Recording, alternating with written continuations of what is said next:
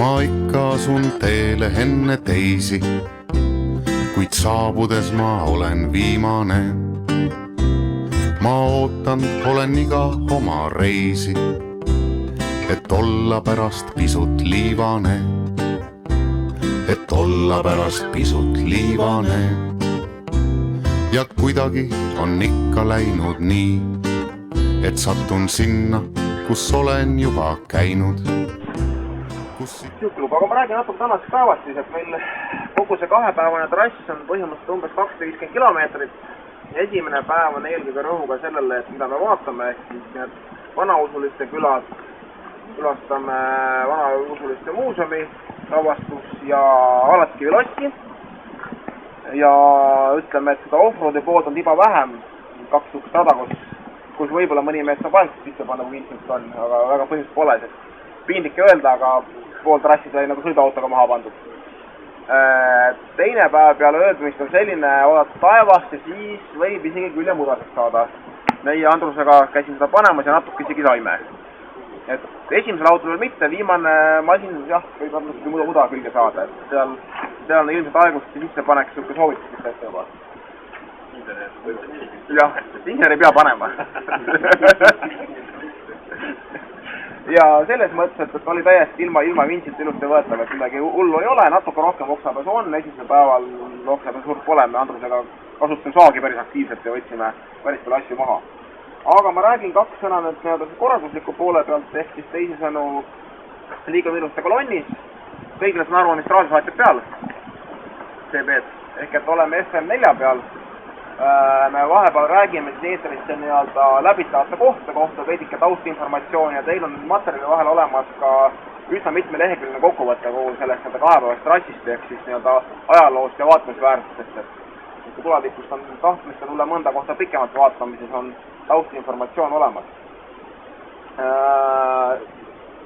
Siis trassis sõidu puhul kolonniga paar inimest pole varem olnud meil üritustel, et kui nüüd juhtub, et keegi kolonnist maha jääb tehnilisel põhjusel või muidu ära eksib, siis andku raadioga julgelt teada. Juhul, kui nüüd ta ei saa raadiole vastust minu ehk esimese auto käest, siis, et ma kinnitan, ma olen kätte saanud, siis mõni keskune auto on muidugi edasi korrata selle. Kui see vahe nagu liiga pikaks läheb, siis teinekord metsa vahel taha hästi ära kosta. Mis veel, kolonnis on mugav liikuda siis, eriti kui vahed pikemaks lähevad, et antakse ka suuremat teevad maha pööramise suunda ilusti. Siis on nagu näha tagant tuli all, et kus see maha pööramine on ja ei tule väga äkiliselt, et sõidusuuna muudatused. Lõuna on meil täna suhteliselt hiline, umbes kella 3 aeg, sest trass sai päris tihe ja pikk ja meil ei õnnestunud kuidagi sobivat kohta varem leida, et ilmselt toimub see meil Alatskivil seal lossi juures parklas, pärast lossi külastust. Kell on huvi, saab koha peal metsa osta, tuttav mesinik seal, kes pakub. Ja põhimõtteliselt ka, ütleme, tomatikurkusi saada, et kui tahtmist tekib, et üks asju. Ja tee peal loomulikult on seal, müüakse sibulat ja küüslauku ja muud siukest aiakraami, et saab koha pealt osta ja väärt nii-öelda põlluprodukt endale koju viia. Et tänane päev läheb jah suht pikaks, et ilmselt me jõuame kusagilt pealt 7 nii-öelda ööbumiskohta, et ka see õhtusööks tuleb hiline, aga nii ta paraku kujunes, et seda trassi sai üsna optimaalselt tehtud ja väga palju ei andnud vahelt välja kärpida, et muidu oleks olnud väga palju suurte teedega uramist ainult, et tuleks ka Inka-Vonka sõitmiseks. Ega siin väga palju muud ei ole, kui hakkame siit vaikselt minema, loodetavasti kõik on ära tankid, järgmine siukene enam-vähem Oleriki tankla oli Alatskivil ja siis edasi on juba Mustvees. Kus ikka jälle kohtan midagi, Asume praegu Palatus ja eelmine aasta suveretkel osales saab meenutada omal tahal kogetud ehk siis Palatu parvega üle Emajõe sõitnud. Nägin sipelgate rivi, kus kõver puu on lookas üle raja ja kohe teadsin, varsti tuleb kivi. See oli hea, sest puhkust oli vaja. See oli hea, sest puhkust oli vaja. Aga see on sõna otsa mõttes põrgu tee, kuhu me jõudsime. et kui keegi teid kunagi põrgusse saadab, siis vähemalt teate, et kuhu tulla.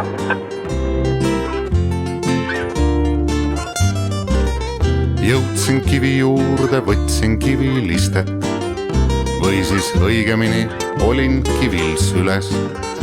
Äkki meenus kunagi ma vist, et ei saanud ise selle kivi otsa üles. Ei saanud ise selle kivi otsa üles. Isa tõstis mind ja küsis, kas ma pelgan. Kartsin väga, aga ütlesin, et ei. Ja siis klammerdusin isa sooja selga, et võiks lihtsamini jätkuda me reis. Et võiks lihtsamini jätkuda me reis. Ma ikka asun teele enne teisi, kuid saabudes ma olen viimane. Ma ootan, olen iga oma reisi, et olla pärast pisut liivane. Et olla pärast pisut liivane. Jõutame, jah?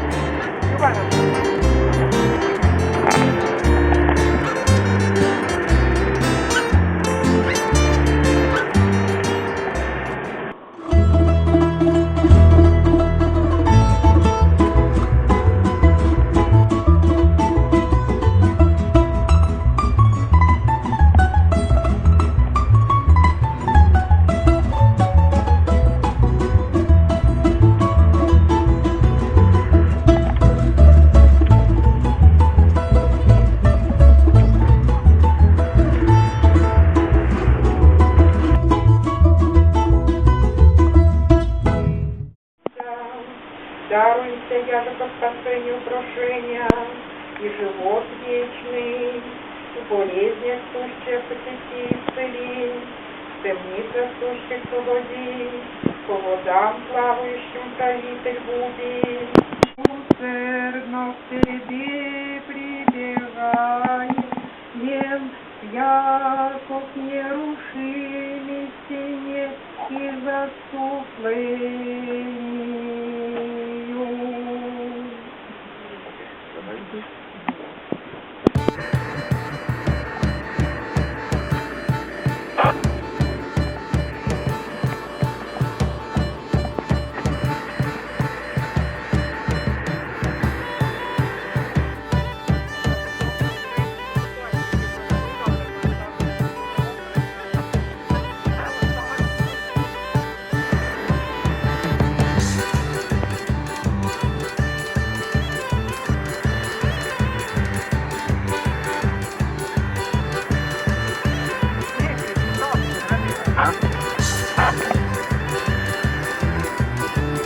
On ju Dacia on hea auto? On küll, aga teist korda ei tahaks seda vähemalt mitte kahevjoonisega. Neljavjoonisega võib-olla küll.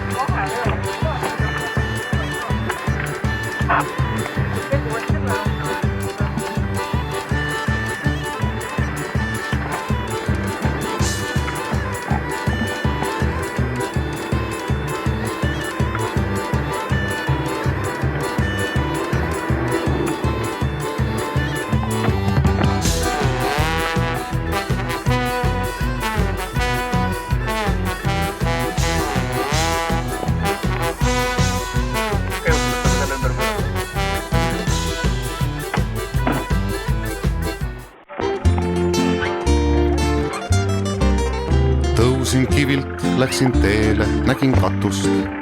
Kuulsin, teised olid jõudnud pärale. Ja kui keegi oleks küsinud, teadsin vastust oma saabumise silmasärale. Oma saabumise silmasärale. Oma saabumise silmasärale.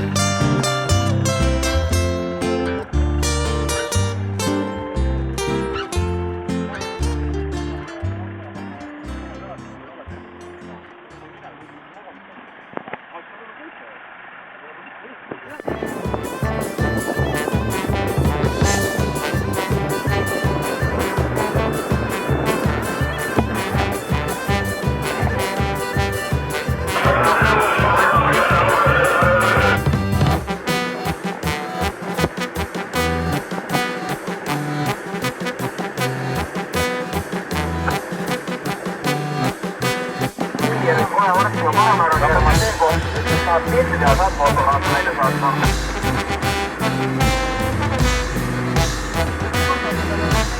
Meil on jah. Pane vette veel.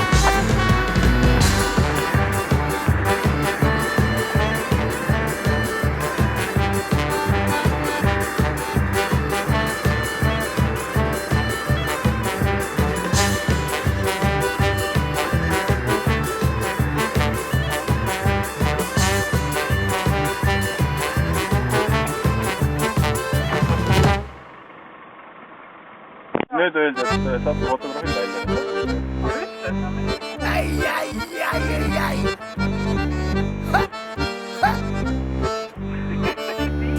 Давай, кула!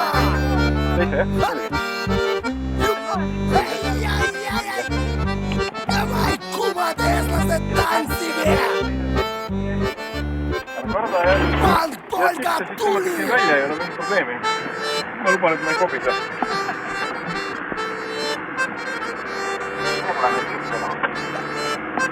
Sellest ei vaikselt üle.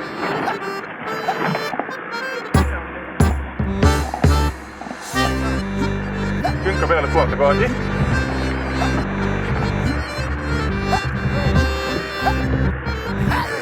Lahkas.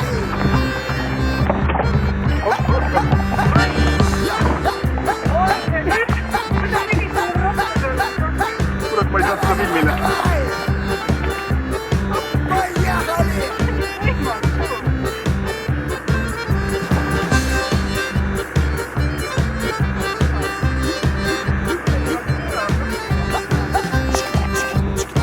Gaasiga, milles on raske koht.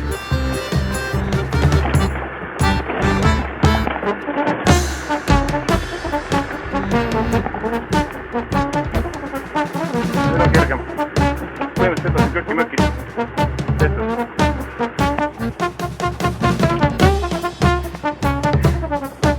On ka veel muud aega.